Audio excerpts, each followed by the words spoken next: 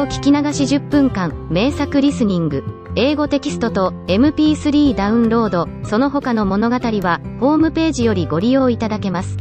88thpp.com 88thpp.com The Emperor's New Clothes.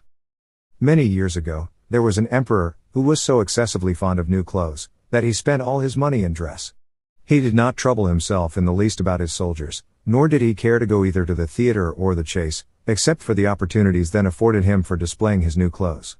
He had a different suit for each hour of the day, and as of any other king or emperor, one is accustomed to say, he is sitting in council, it was always said of him, the emperor is sitting in his wardrobe. Time passed merrily in the large town which was his capital. Strangers arrived every day at the court. One day, two rogues, calling themselves weavers, made their appearance. They gave out that they knew how to weave stuffs of the most beautiful colors and elaborate patterns, the clothes manufactured from which should have the wonderful property of remaining invisible to everyone who was unfit for the office he held, or who was extraordinarily simple in character. These must, indeed, be splendid clothes, thought the emperor. Had I such a suit, I might at once find out what men in my realms are unfit for their office, and also be able to distinguish the wise from the foolish. This stuff must be woven for me immediately. And he caused large sums of money to be given to both the weavers in order that they might begin their work directly. So the two pretended weavers set up two looms, and affected to work very busily, though in reality they did nothing at all. They asked for the most delicate silk and the purest gold thread, put both into their own knapsacks, and then continued their pretended work at the empty looms until late at night. I should like to know how the weavers are getting on with my cloth, said the emperor to himself, after some little time had elapsed. He was, however, rather embarrassed, when he remembered that a simpleton, or one unfit for his office, would be unable to see the manufacture. To be sure, he thought he had nothing to risk in his own person, but yet, he would prefer sending somebody else, to bring him intelligence about the weavers and their work, before he troubled himself in the affair. All the people throughout the city had heard of the wonderful property the cloth was to possess, and all were anxious to learn how wise, or how ignorant, their neighbors might prove to be. I will send my faithful old minister to the weavers, said the emperor at last, after some deliberation. He will be best able to see how the cloth looks, for he is a man of sense, and no one can be more suitable for his office than he is. So the faithful old minister went into the hall, where the knaves were working with all their might, at their empty looms. What can be the meaning of this? Thought the old man, opening his eyes very wide. I cannot discover the least bit of thread on the looms. However, he did not express his thoughts aloud. The impostors requested him very courteously to be so good as to come nearer their looms, and then asked him whether the design pleased him, and whether the colors were not very beautiful, at the same time pointing to the empty frames. The poor old minister looked and looked, he could not discover anything on the looms, for a very good reason, viz., there was nothing there. What? Thought he again. Is it possible that I am a simpleton?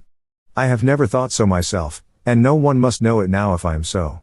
Can it be, that I am unfit for my office? No, that must not be said either. I will never confess that I could not see the stuff.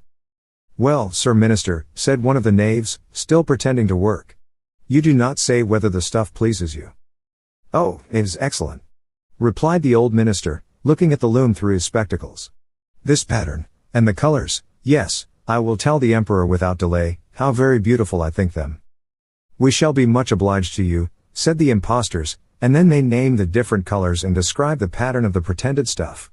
The old minister listened attentively to their words, in order that he might repeat them to the emperor, and then the knaves asked for more silk and gold, saying that it was necessary to complete what they had begun. However, they put all that was given them into their knapsacks, and continued to work with as much apparent diligence as before at their empty looms. The emperor now sent another officer of his court to see how the men were getting on, and to ascertain whether the cloth would soon be ready. It was just the same with this gentleman as with the minister. He surveyed the looms on all sides, but could see nothing at all but the empty frames. Does not the stuff appear as beautiful to you, as it did to my lord the minister? Asked the impostors of the emperor's second ambassador, at the same time making the same gestures as before, and talking of the design and colors which were not there. I certainly am not stupid, thought the messenger. It must be, that I am not fit for my good, profitable office. That is very odd, however, no one shall know anything about it. And accordingly he praised the stuff he could not see, and declared that he was delighted with both colors and patterns. Indeed, please your imperial majesty, said he to his sovereign when he returned, "The cloth which the weavers are preparing is extraordinarily magnificent." The whole city was talking of the splendid cloth which the emperor had ordered to be woven at his own expense. And now the emperor himself wished to see the costly manufacture, while it was still in the loom. Accompanied by a select number of officers of the court, among whom were the two honest men who had already admired the cloth, he went to the crafty impostors, who, as soon as they were aware of the emperor's approach, went on working more diligently than ever, although they still did not pass a single thread through the looms.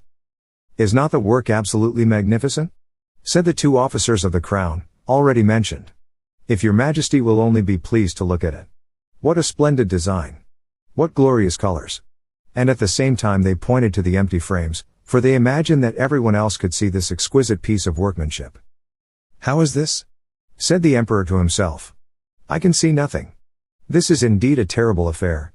Am I a simpleton, or am I unfit to be an emperor? That would be the worst thing that could happen. The cloth is charming," said he, aloud. "It has my complete approbation." And he smiled most graciously, and looked closely at the empty looms, for on no account would he say that he could not see what two of the officers of his court had praised so much. All his retinue now strained their eyes, hoping to discover something on the looms, but they could see no more than the others. Nevertheless, they all exclaimed, "Oh, how beautiful!" and advised his majesty to have some new clothes made from this splendid material, for the approaching procession. Magnificent! Charming! Excellent! Resounded on all sides, and everyone was uncommonly gay. The emperor shared in the general satisfaction, and presented the impostors with the ribbon of an order of knighthood, to be worn in their buttonholes, and the title of gentlemen weavers. The rogues sat up the whole of the night before the day on which the procession was to take place, and had 16 lights burning, so that everyone might see how anxious they were to finish the emperor's new suit. They pretended to roll the cloth off the looms, cut the air with their scissors, and sewed with needles without any thread in them. "See," cried they, at last. "The emperor's new clothes are ready." And now the emperor, with all the grandees of his court, came to the weavers, and the rogues raised their arms, as if in the act of holding something up, saying, "Here are your majesty's trousers. Here is the scarf. Here is the mantle. The whole suit is as light as a cobweb, one might fancy one has nothing at all on, when dressed in it. That, however, is the great virtue of this delicate cloth." "Yes indeed," said all the courtiers, although not one of them could see anything of this exquisite manufacture. "If your imperial majesty will be graciously pleased to take off your clothes, we will fit on the new suit, in front of the looking glass." The emperor was accordingly undressed, and the rogues pretended to array him in his new suit, the emperor turning round, from side to side, before the looking glass. "How splendid his majesty looks in his new clothes, and how well they fit," everyone cried out. "What a design! What colors! These are indeed royal robes." "The canopy which is to be borne over your majesty, in the procession, is waiting," announced the chief master of the ceremonies. "I am quite ready," answered the emperor. "Do my new clothes fit well?"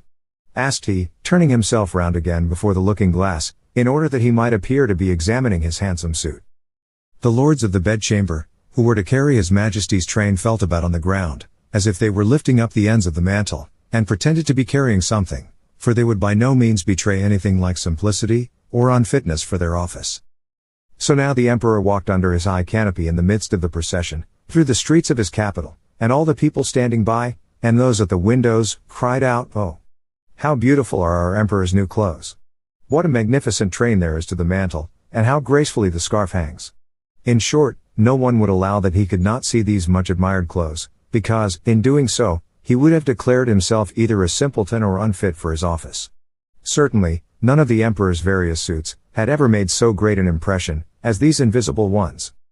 "But the emperor has nothing at all on," said a little child. "Listen to the voice of innocence," exclaimed his father, and what the child had said was whispered from one to another. "But he has nothing at all on," at last cried out all the people. The emperor was vexed, for he knew that the people were right, but he thought the procession must go on now. And the lords of the bedchamber took greater pains than ever, to appear holding up a train, although, in reality, there was no train to hold. 英語聞き流し10分間、名作リスニング。英語テキストと MP3 ダウンロード、その他の物語は、ホームページよりご利用いただけます。88thpp.com 88thpp.com